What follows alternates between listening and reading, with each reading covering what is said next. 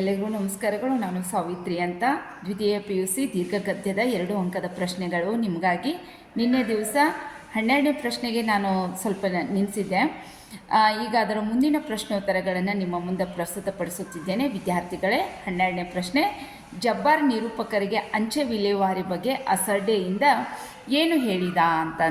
ಅಯ್ಯೋ ಬಿಡಿ ಸರ್, ಯಾವುದೋ ಮನೆ ಕಾಗದ ಸರ್, ನೀವೇನು ಹೋಗೋದಿಲ್ಲ, ಏನಿಲ್ಲ, ಅವನು ಇವತ್ತು ಕೊಟ್ಟರೂ ಒಂದೇ, ನಾಳೆ ಕೊಟ್ಟರೂ ಒಂದೇ ಎಂದು ಜಬ್ಬಾರ್ ನಿರೂಪಕರಿಗೆ ಅಸಡ್ಡೆಯಿಂದ ಹೇಳಿದ ಅಂತ ಹೇಳಿ ಬರೀರಿ ಮಕ್ಕಳ.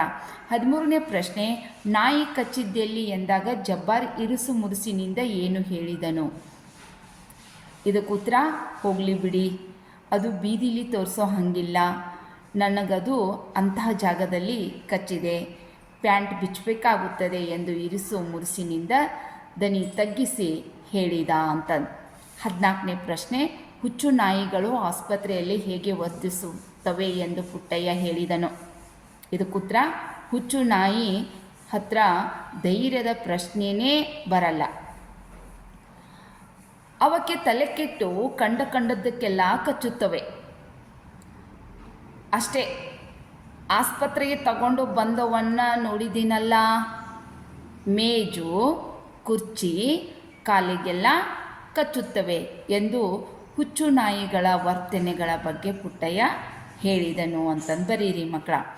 15ನೇ ಪ್ರಶ್ನೆ, ನಾಯಿಯನ್ನು ಕೊಲ್ಲದೆ ನೌಕರರು ಸುಳ್ಳು ಹೇಳಿರುವರೆಂದು ನಿರೂಪಕರು ಯಾವ ಸಲಹೆಯನ್ನು ನೀಡಿದರು? ಇದಕ್ಕುತ್ತರ, ಇನ್ನು ಮೇಲೆ ನಾಯಿ ಕೊಂದರೆ ಬಾಲ ತಗೊಂಡು ಬಂದು ತೋರಿಸಬೇಕು ಅಂತ ಹೇಳಿ ಎಂದು ಸಲಹೆ ನೀಡಿದರು. 18ನೇ ಪ್ರಶ್ನೆ ಅಲ್ಲ, ಎಷ್ಟನೇದಂದ್ರೆ 16ನೇ ಪ್ರಶ್ನೆ, ಆಣೆಯೇ ತಿಪ್ಪಣ್ಣನ ಸಾವಿಗೆ ಕಾರಣವೆಂದು ದುರ್ಗಪ್ಪ ಹೇಳಿದಾಗ ನಿರೂಪಕರ ಪ್ರತಿಕ್ರಿಯೆ ಏನಾಗಿತ್ತು? ಇದಕ್ಕುತ್ತರ, ಅದೇನು ಮಾಡುತ್ತಯ್ಯ, ಎಲ್ಲೋ ಕಂಬದ ಮೇಲೆ ಸತ್ತಿರೋ ತಿಪ್ಪಣ್ಣನಿಗೂ ಎಲ್ಲೋ ಓಡಾಡಿಕೊಂಡಿರೋ ಆಣೆಗೂ ಕಟ್ತಿರಲ್ಲಯ್ಯ, ಬಾಯಿ ಇಲ್ಲದವರು ಈ ಪ್ರಪಂಚದಲ್ಲಿ ಬದುಕೋ ಹಾಗೇ ಇಲ್ವೇನಯ್ಯ ಎಂದು ನಿರೂಪಕರು ಪ್ರತಿಕ್ರಿಯಿಸಿದರು ಅಂತೇಳಿ ಬರೀರಿ ಮಕ್ಕಳ. ಮುಂದಿನ ಪ್ರಶ್ನೆ ಯಾವುದಪ್ಪ ಅಂತಂದರೆ, ಮುಂದಿನ ಪ್ರಶ್ನೆ ಈ ರೀತಿಯದ, ಡ್ರೈವರ್ ಅಬ್ಬಾಸ್ ಕ್ಲೀನರ್ ಕೃಷ್ಣರ ಸಾವಿಗೆ ಕಾರಣ ಏನು ಅಂತ. ಅಲ್ಲಿ ರಾತ್ರಿ ವೇಳೆ ಕಳ್ಳನಾಟ ತುಂಬಿದ ಲಾರಿ ಬಿಟ್ಕೊಂಡು ಬರುತ್ತಿದ್ದ ಡ್ರೈವರ ಅಬ್ಬಾಸನಿಗೆ ಒಂದು ದಮ್ ಬೀಡಿ ಎಳೆಯಬೇಕು. ಆತ ಕ್ಲೀನರ್ ಕೃಷ್ಣನಿಗೆ ಸ್ಟೇರಿಂಗ ಹಿಡಿಯುವಂತೆ ಹೇಳಿ ಬೀಡಿ ಹೊತ್ತಿಸಿಕೊಂಡು ಒಂದು ದಮ್ ಎಳೆದು ನೋಡಿದಾಗ ಲಾರಿ ಎದುರು ಮರದ ಕಾಂಡ ಒಂದು ನೇರವಾಗಿ ನುಗ್ಗುತ್ತಿದೆ. ಕ್ಲೀನರ್ ಕೃಷ್ಣನಿಗೆ ಸ್ಟೇರಿಂಗ್ ಬಿಡುವಂತೆ ಹೇಳಿದರೂ ಆತ ಗಟ್ಟಿಯಾಗಿ ವಜ್ರ ಮುಷ್ಟಿಯಲ್ಲಿ ಹಿಡಿದಿದ್ದನ್ನು ಬಿಡಲೇ ಇಲ್ಲ. ಬ್ರೇಕ್ ಹಾಕಬೇಕೆಂದು ಅಬ್ಬಾಸನಿಗೆ ಹೊಳೆದದ್ದು ತಡವಾಗಿ.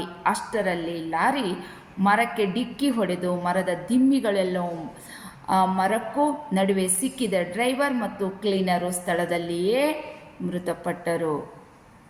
ನೆಕ್ಸ್ಟ್ ಪ್ರಶ್ನೆ, ಡ್ರೈವರ್ ಅಬ್ಬಾಸ್ ಮತ್ತು ಕ್ಲೀನರ್ ಕೃಷ್ಣರ ಸಾವಿಗೆ ಆಣೆ ಕಾರಣವಲ್ಲವೆಂದು ಕೃಷ್ಣೇಗೌಡರಿಗೆ ಏಕೆ ಹೇಳಲಾಗಲಿಲ್ಲ? ಇದಕ್ಕುತ್ತರ, ಶಿವೇಗೌಡರ ಸಾಮಿಲಿನಲ್ಲಿ ತಾನು ಸಾಕಿದ ಆನೆಯನ್ನು ಕರೆದುಕೊಂಡು ಮಾವುತ ವೇಲಾಯುಧ ಈ ಸಮಯದಲ್ಲೇ ಕಾಯುತ್ತಿದ್ದ. ಇದನ್ನು ಎಲ್ಲರೆದುರು ಹೇಳುವ ಹಾಗಿಲ್ಲ, ಏಕೆಂದರೆ ಇದು ಕಳ್ಳ ವ್ಯವಹಾರ ಎಂಬ ಕಾರಣಕ್ಕಾಗಿ ಕೃಷ್ಣೇಗೌಡರಿಗೆ ಹೇಳಲಾಗಲಿಲ್ಲ ಅಂತ ಬರೀರಿ ಮಕ್ಕಳ. 19ನೇ ಪ್ರಶ್ನೆ, ಆನೆಯನ್ನು ಹದ್ದು ಬಸ್ತಿನಲ್ಲಿಡುವುದರ ಬಗ್ಗೆ ವೇಲಾಯುಧನ ಅಪ್ಪ ಏನು ತಿಳಿಸಿದ್ದ? ಆನೆಯ ಕಾಲಿನ ಉಗುರುಗಳ ಬಳಿ ಅಂಕುಶದಿಂದ ತಿವಿದರೆ ಪ್ರಾಣ ಹೋಗುವಷ್ಟು ನೋವಾಗುತ್ತದೆ. 4 ಸಾರಿ ತಿವಿಯುವುದರೊಳಗಾಗಿ ಎಂತಹ ಪುಂಡಾನೆಯೂ ಶರಣಾಗಿ ಮಲಗುತ್ತದೆ ಎಂದು ಆನೆಯನ್ನು ಹದ್ದು ಬಸ್ತಿನಲ್ಲಿಡುವುದರ ಬಗ್ಗೆ ವೇಲಾಯುಧನ ಅಪ್ಪ ತಿಳಿಸಿದ್ದನು ಅಂತಂದು ಬರೀರಿ. ಕೊನೆಯದು 2 ಅಂಕಕ್ಕೆ ದೀರ್ಘಗದ್ಯದಲ್ಲಿ ಬರುವಂಥದ್ದು 20ನೇ ಪ್ರಶ್ನೆ, ಅರಣ್ಯ ಇಲಾಖೆಯವರು ನಾಗರಾಜನನ್ನು ಕುರಿತು ಏನೆಂದು ಜಾಹೀರಾತು ನೀಡಿದರು?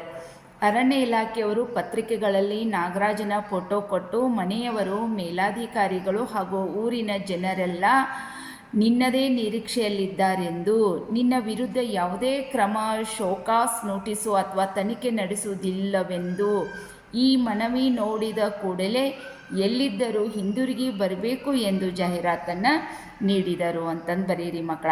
ಈ ವಿಡಿಯೋವನ್ನು ಮೇಲಿಂದ ಮೇಲೆ ಕೇಳಿ, ಯಾವ ಪ್ರಶ್ನೆಗಳು ನಿಮಗೆ ಕಠಿಣ ಅನ್ನಿಸ್ತಾ ಇದೆ ರಿಪೀಟಾಗಿ ಕೇಳಿ ಎಕ್ಸಾಮ್ದಲ್ಲಿ ಬರೀರಿ. ಎಲ್ಲರಿಗೂ ಒಳ್ಳೆಯದಾಗಲಿ. ನಮಸ್ಕಾರಗಳು.